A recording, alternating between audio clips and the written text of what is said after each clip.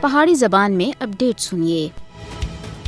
بھارت کا ایک track record رہا ہے کہ مقبوضہ جموں کشمیر کے اندر تحریک آزادی کشمیر کو بدنام کرنے دے واسطے وقتاً بوقتاً ماورا عدالت قتل اور جاری مقابلہ دا ڈرامہ رچا کے کشمیری نوجوانوں کو شہید کیتا جاتا ہے۔ مقبوضہ جموں کشمیر کے اندر حالیہ ماورا عدالت قتل دے دوران بھارتی فوجیاں سن پلوامہ دے ترال علاقے وچ ایک نام نہاد تلاشی دے دوران 3 نوجوانوں کو شہید کر کے ہے اور ان نوجوانوں کو پہلگام حملے دے ماسٹر مائنڈ قرار دے دیتا ہے۔ 9 اور 10 مئی کو پونچھ تے ضیاء العلوم وچ مارے جانے والے مولوی اقبال کو بھی بھارتی میڈیا سن پہلگام حملے دا ماسٹر مائنڈ قرار دے کے پوری اپنی عوام کو بیوقوف بنانے دی ناکام کوشش کی ہے۔ بھارت سن وقتاً بوقتاً مقبوضہ جموں کشمیر کے اندر اس طرح دے نام نہاد فیک آپریشن کر کے مقبوضہ جموں کشمیر دی تحریک آزادی کشمیر کو بدنام کرنے دے واسطے کوششاں کیتی ہیں۔ ہمشیپورہ شپائیاں دے اندر رجوری دے 3 نوجوانوں کو شہید کر کے غیر ملکی قرار دے دیتا سا۔ اس سے پہلا رفیع آباد دے 3 نوجوانوں کو مچھل دے اندر شہید کر کے غیر ملکی دراندازی قرار دے دیتا سا۔ لہذا بھارت مقبوضہ جموں کشمیر کی تحریک آزادی کشمیر کو بدنام کرنے دے واسطے اس طرح دے ڈرامہ رچان دی ہے۔ مودی حکومت منظم طریقے سے کشمیری نوجوانوں کو ماورا عدالت قتل کے ذریعے